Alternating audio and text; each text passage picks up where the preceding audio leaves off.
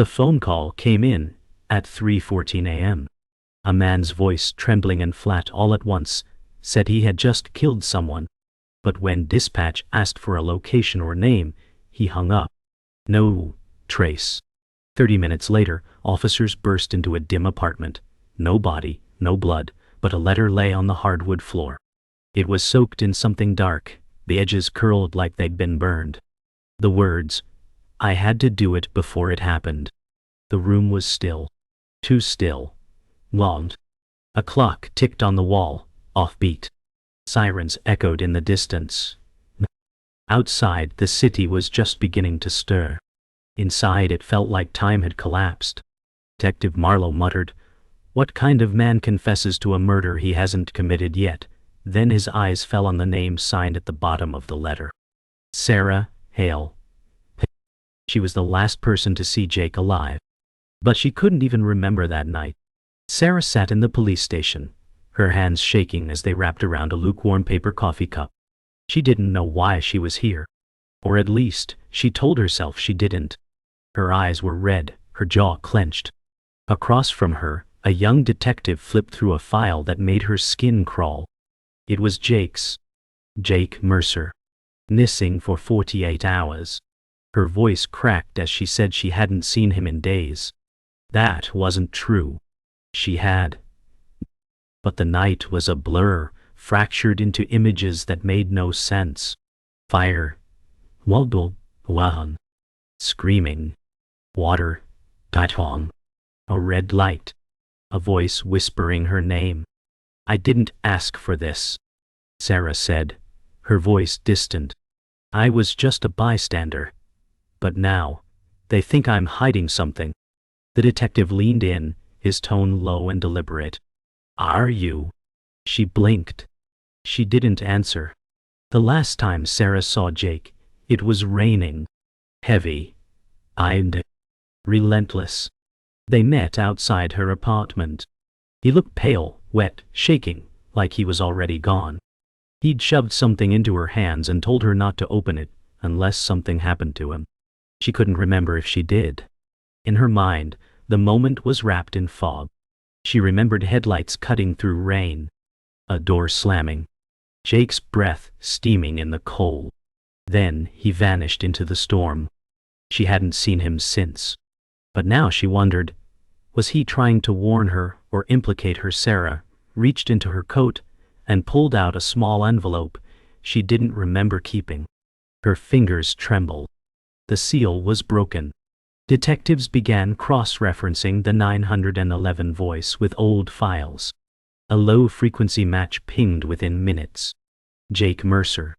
But the call had come from a burner phone, registered to no one. What disturbed them more was that the confession, time-stamped and traced, came in exactly 2 minutes before any report of his disappearance. It didn't make sense. Unless he knew he was going to disappear. Unless someone planned it. Detective Marlowe listened again and again to the recording. The voice said, "I did it before it could happen." What the hell did that mean? He leaned back in his chair and lit a cigarette. "What if this wasn't a murder yet?"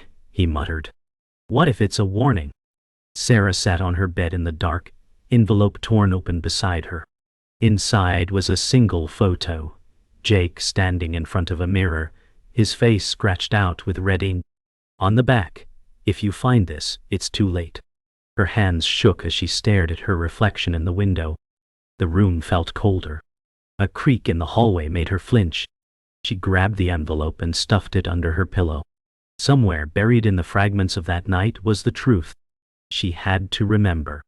Because someone out there thought she already had. And they were coming for her. The phone on her nightstand lit up. Unknown caller. Sarah didn't move. Sarah jolted awake, her breath catching like a held scream. The room was bathed in early light, but her skin was damp with cold sweat. The dream was already fading, only fragments remained. Jake's face. A mirror. Red paint. Or was it blood? A voice, distant but cruel, whispering her name over and over. She swung her legs off the bed and stared at her trembling hands. Nothing made sense anymore. She reached for her phone, but the call log was blank. No unknown number. No missed calls. Had she imagined it, her reflection in the mirror didn't reassure her. Her eyes looked haunted, her face pale and thin. She hadn't eaten in days. Her mind was unraveling. She knew it. But something inside her whispered louder. It wasn't madness. It was memory. The more she forgot, the more it clawed to come back. Something horrible had happened, and she was in the middle of it. She couldn't ignore it anymore. Sarah took the bus to Jake's mother's house. The woman opened the door slowly, her face etched with grief and suspicion. Her eyes scanned Sarah's face, searching for something: remorse, truth, guilt. "You were the last to see him," she said quietly. "That's what they told me." Sarah nodded. She wanted to say more, but her throat closed. Inside the house was a museum of Jake's life. Photos, medals, drawings from childhood. But his room was locked. "He never liked anyone going in there," the mother said. Sarah asked to see it. The woman hesitated, then handed her a key from a small porcelain dish. Inside, it was like time had frozen. Clothes untouched, calendars stopped weeks ago. On the desk, a notebook, half the pages torn out. The rest covered in symbols. Jake had been hiding something. Jake's room was eerily pristine. Sarah stepped softly across the carpet, heart thudding. The air felt stale, untouched for weeks. The notebook on the desk looked like a journal, but it wasn't. The pages that remained were filled with strange sketches, geometric shapes, mirrored writing, spirals that seemed to spin even when she stared. Her fingertips traced the ink. She remembered Jake once telling her the mind could trap time. It made no sense then. Now it felt like a warning. One sketch caught her breath. It was a drawing of her, standing beside a burning house. Underneath it, 2 words she knew. Sarah backed away. Her pulse quickened. Why would he draw this? What did she know? She looked out the window. Across the street, a car engine was running. She couldn't see the driver. But they weren't moving, just watching. That night, Sarah sat in the kitchen, staring at her untouched dinner. Her phone buzzed. One. A photo message from an unknown number. It was her and Jake, laughing on the roof of their old apartment, taken from a distance, through a window. The timestamp was 2 nights ago. Her heart stuttered. Jake was already missing then. Who took this? She called the number. No answer. The image haunted her. She didn't even remember that night. And Jake's face, his eyes. Something about them looked off. Almost afraid. She checked the window. Across the street, the car was gone.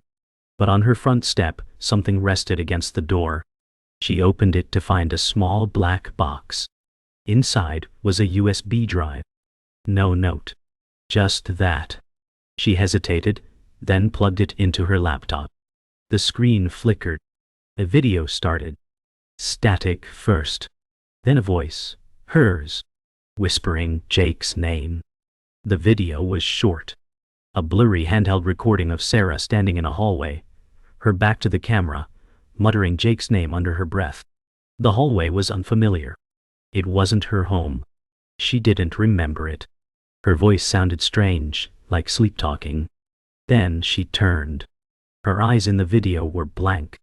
She stared directly into the camera. Then the footage cut. Sarah slammed the laptop shut. Her breathing was sharp. This wasn't memory. It was surveillance. Someone was documenting her, framing her, or worse, guiding her. She opened the door to her bedroom and stood in silence. She didn't trust her reflection anymore. She reached for her coat and keys. If answers existed, they weren't in her apartment. They were in the places Jake used to go. And someone was making sure she remembered where they were. Police tape fluttered in the wind behind Sarah as she stared into the cratered ground of her backyard. Earlier that morning, a call had come from an anonymous tip line. When officers arrived, they found Jake's phone buried beneath loose dirt and plastic sheeting. Sarah stood frozen as they bagged it. She didn't even know it was there. Marla arrived, face hard as stone. You want to explain this? Sarah could barely speak. She said she'd been in that yard 100 times. Never saw it. Never touched anything. The detective didn't believe her. He ordered the phone to forensics. Inside, the screen was cracked, but a voice memo had survived. When they played it, everyone froze. Jake's voice, panicked, breathless. If I disappear, it wasn't her. But she knows who. Tell her not to trust anyone. Not even. Then. Static. Cut. That one. The end of the message was gone. The voice memo haunted her. Jake's words looped in her mind. Not even who. She knew who he meant. She just didn't want to say it. Sarah walked into the station the next morning and asked to see her brother. Daniel Hale. No. She hadn't spoken to him in 2 weeks. Not since Jake vanished. He looked surprised to see her, like he hadn't expected she'd come this far. You think I had something to do with this? He asked. His voice was calm, but his fingers tapped the table fast. You were always the one Jake trusted, Sarah said. And now he's gone and his phone's buried in my yard. So yeah, I think you know more than you're saying. Daniel leaned back, expression unreadable. You really don't remember that night, do you? She froze. Her voice came out dry. You do. He smiled. More than you ever will. Sarah sat in her car outside the station, knuckles white on the steering wheel. Her brother remembered something, and he wasn't going to tell her. Not yet. She called one of Jake's old friends, Malik. They hadn't spoken in over a year. When he picked up, she barely said hello before he cut her off. Don't come here, Sarah. Don't call again. Her voice cracked. You know something, don't you? A long pause. Jake told me he was scared. Of your brother. Of himself. Sarah asked what that meant. Malik hesitated. Jake said he was losing time. Blacking out. He thought someone was drugging him, or, worse. He said your brother was experimenting on him. Something about memory loops. I thought he was losing it.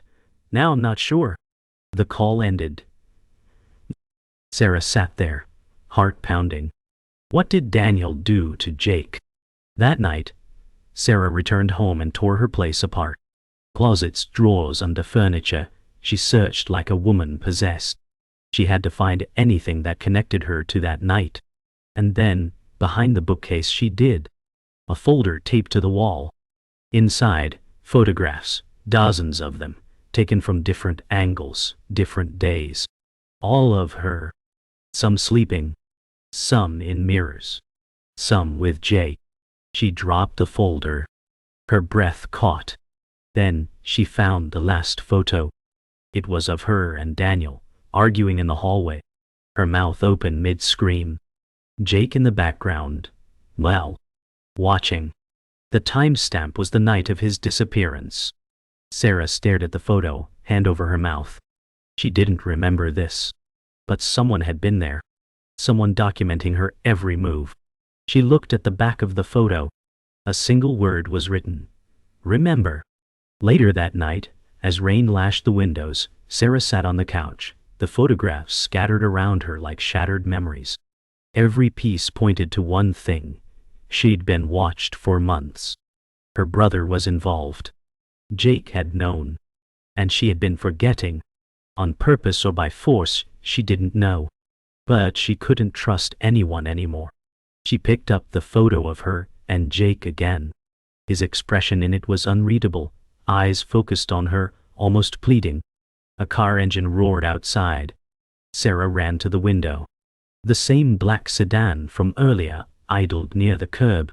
This time, she saw movement. A figure inside. Then the lights went off. Engine still running. She stepped back from the window, heart racing. Whoever they weren't just watching. They were waiting. And Sarah knew they wouldn't wait much longer. Sarah sat across from a hypnotherapist in a quiet, softly lit office. She had resisted this step. But with every day, the missing hours clawed at her sanity. The woman's voice was calm, coaxing her into the darkness behind her eyelids. "You're in the hallway now. What do you see?" Sarah's voice came thin and slow. "Jake, he's pacing, he's scared. He keeps looking at the clock." The therapist asked her to focus. "What's he saying?" Sarah swallowed. "He says it's not real, that someone made it up, that he's stuck." Her breath quickened. "There's something in the mirror. It's not us." She shook. The therapist gently placed a hand on her wrist. "What isn't you?" Sarah opened her eyes, gasping. She couldn't speak. The reflection wasn't just watching, it was smiling. And it wasn't Jake. It was Daniel. The session left Sarah rattled. She couldn't trust what she remembered. But she trusted what she saw now. In the journal Jake had left behind, hidden between the pages of the sketches, was a short entry she must have missed before. Written in a jagged scrawl, "If you're reading this, you're already inside it." What did he mean inside? What? Her phone buzzed again. A voicemail. The voice was garbled but clear enough to shatter her calm. "I know what you saw. You shouldn't have remembered. But now it's too late." Static crackled. A faint laugh followed. She dropped the phone. Her mind spun. Had Jake predicted this? Would he have gone this far to bury something, or had someone used him, bent his fear into a trap for both of them? She thought of Daniel again. That twisted smile. That missing night. It wasn't just guilt anymore. It was design. Sarah stormed into Daniel's apartment without knocking. He didn't flinch. He stood in the kitchen, slicing an apple with eerie calm. "You remembered something, didn't you?" he asked. She demanded the truth. "What did you do to him?" Daniel looked amused. "I didn't kill Jake, Sarah. He did that to himself." Her stomach dropped. That night. The house? The mirror? What was it? Daniel sighed. Jake found something. A pattern. A loop. He thought reality could bend if you remembered it the wrong way. So we tested it. She stared at him, stunned. "You experimented on his mind." Daniel leaned forward. "You were part of it too. You volunteered. You just forgot." Sarah's breath caught. "You're lying." He raised a brow. "Then why does it keep coming back?" he whispered. "Why can't you forget him?" Sarah left Daniel's place in a daze. She walked for blocks without knowing where she was headed. Her feet took her to the edge of the city, where the industrial ruins stood, an old facility, once abandoned, now padlocked and silent. Jake used to come here. Said it made him feel real. She climbed through a side gate and crept through rusted corridors, her flashlight slicing through dust. Then she saw it, a room filled with cracked mirrors, every one pointed inward. On the walls, photos of her and Jake. Not printed, projected, looping silently. Her reflection stared back 100 times. She walked into the center, dizzy. This was where Jake lost himself. Where the memory loop began. Then, her flashlight flickered. Footsteps echoed. Not hers. Someone else was inside. She turned fast, but saw nothing. Only silence.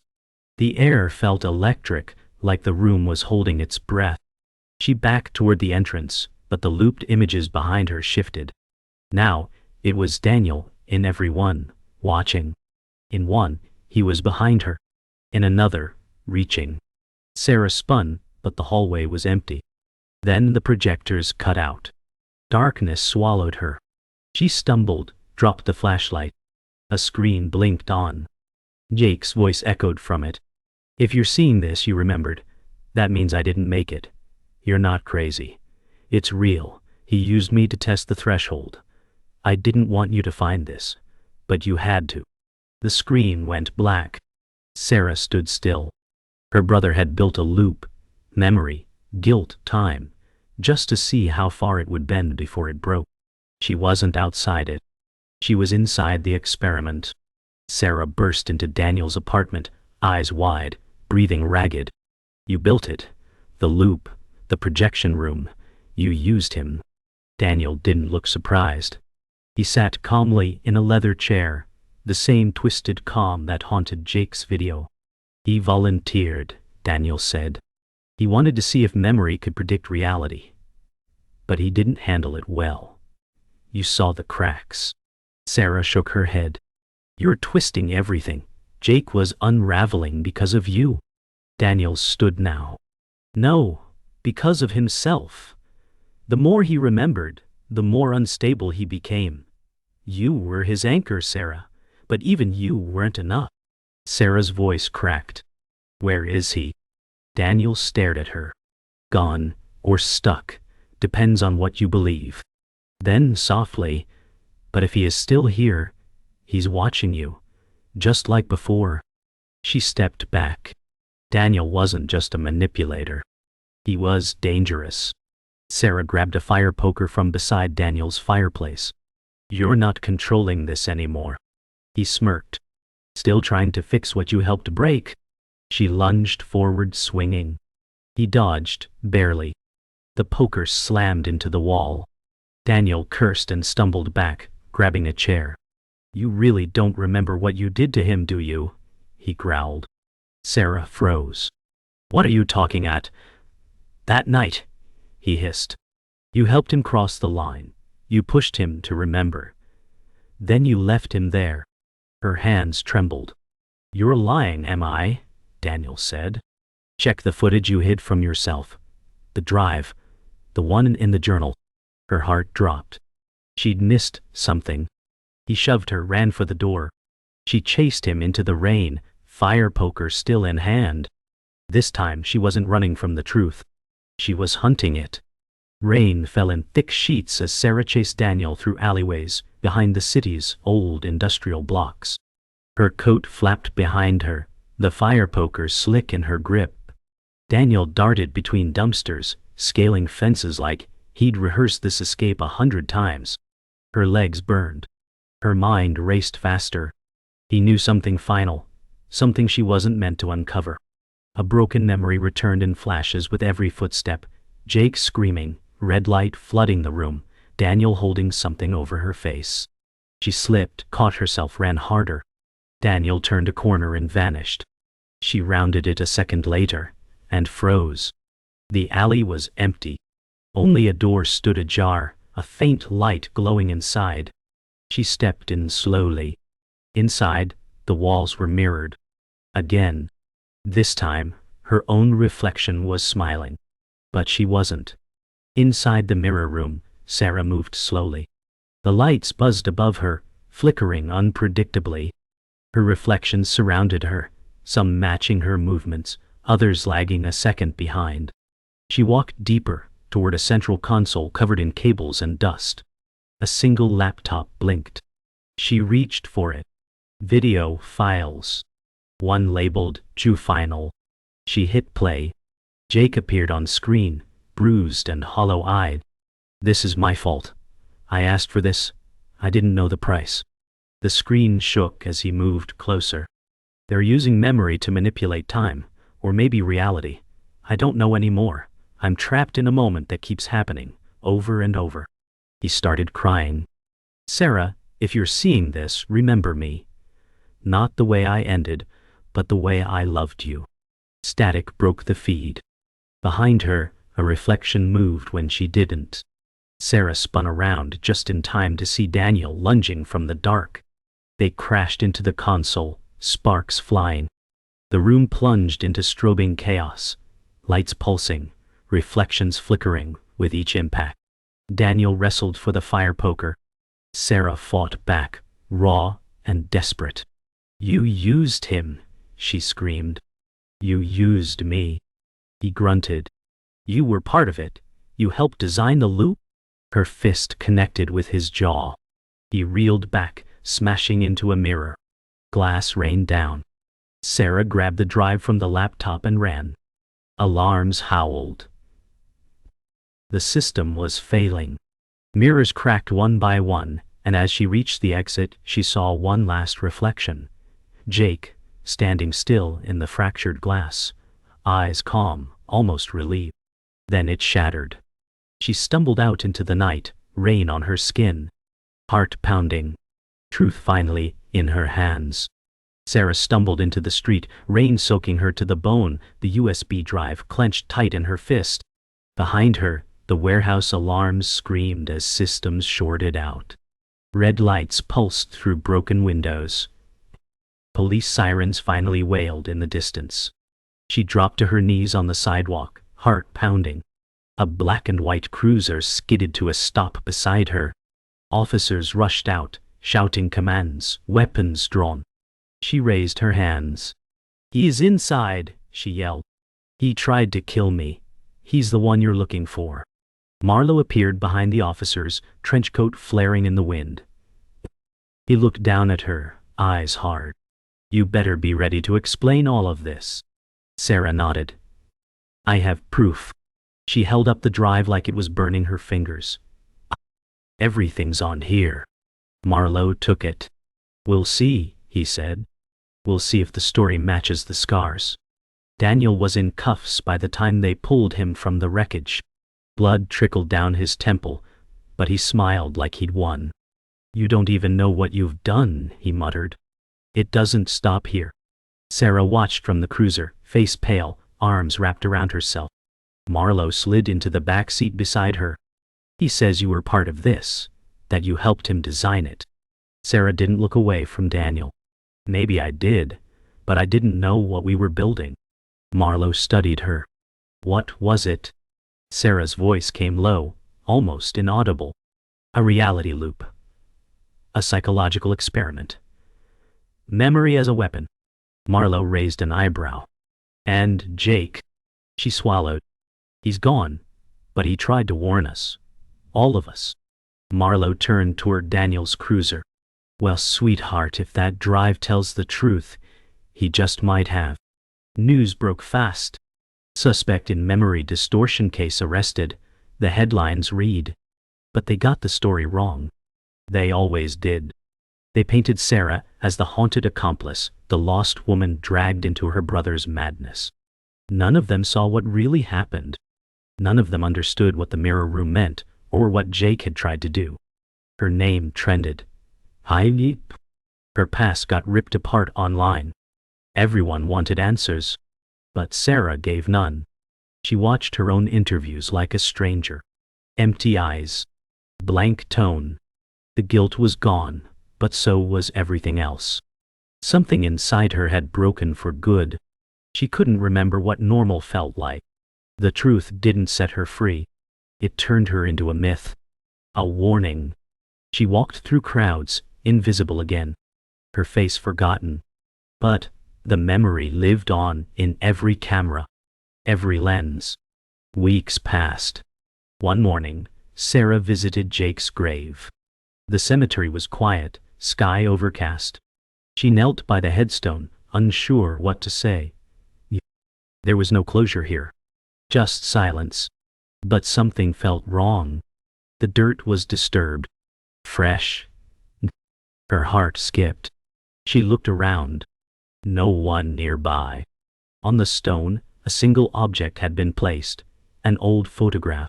Her and Jake. From years ago. One she'd never seen before. On the back, a new message written in Jake's hand. "We're still inside." Sarah stood slowly, dread crawling up her spine. Had someone been here before her, or was this something Jake planned to happen after his death? She looked around the empty cemetery again, unsure if she was being watched. The wind picked up. The world tilted slightly. Maybe the loop hadn't ended. Maybe it never could. That night, Sarah returned home to find a padded envelope on her doorstep. No return address. Inside, another flash drive. Her hands trembled. She plugged it in. A single video. Security footage, time-stamped 2 days before Jake's disappearance. The footage showed him entering her apartment alone. Then another version of him, seconds later. Identical clothes. Identical face.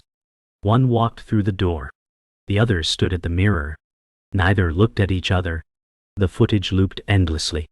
Sarah covered her mouth. It wasn't a glitch. It was real. The loop hadn't been metaphor.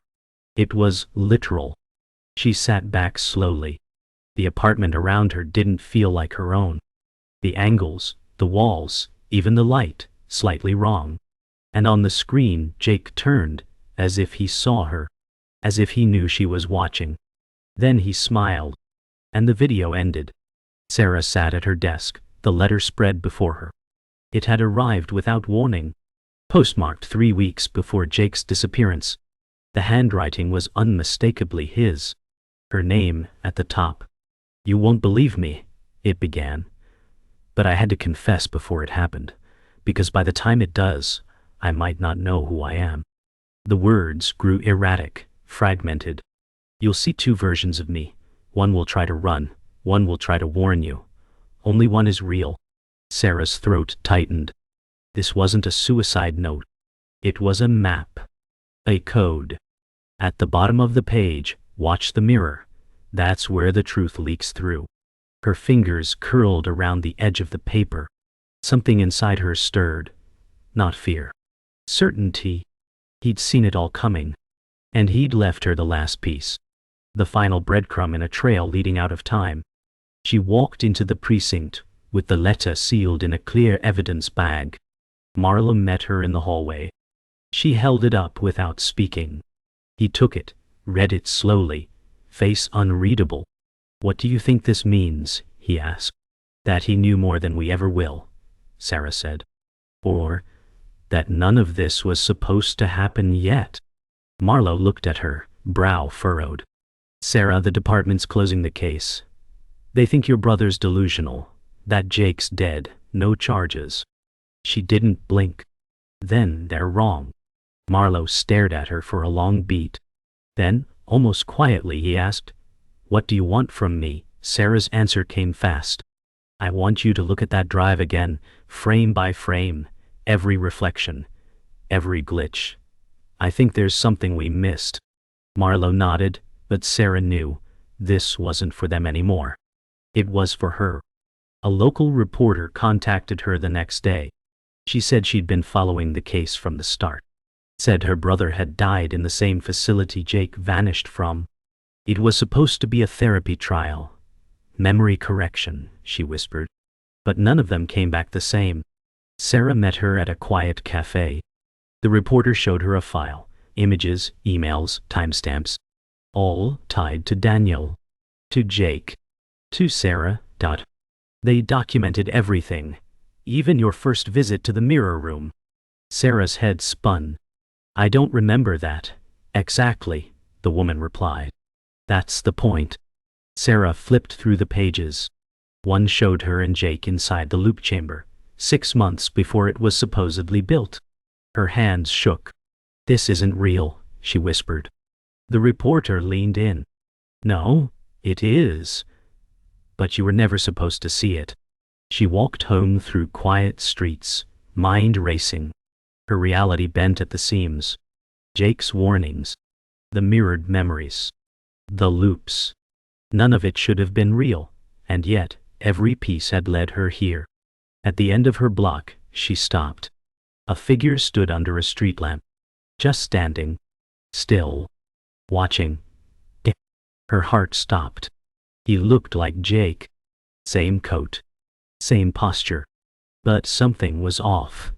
The way he tilted his head, the way he didn't move. Sarah stepped forward slowly, the world narrowing around her. The figure didn't run, didn't speak. She got within 20 feet, and suddenly, he turned and walked away into the fog. She followed, heart pounding. But as she reached the corner, he was gone. Not a sound, not a footprint, just silence, and something deeper. A pull inside her that whispered, "This isn't over." She stood on the edge of the overlook, wind tugging at her coat. The city stretched below, indifferent. The drive, the footage, the letter, all in her bag, but it didn't matter anymore. She understood now. The loop wasn't just about Jake. It was about all of them.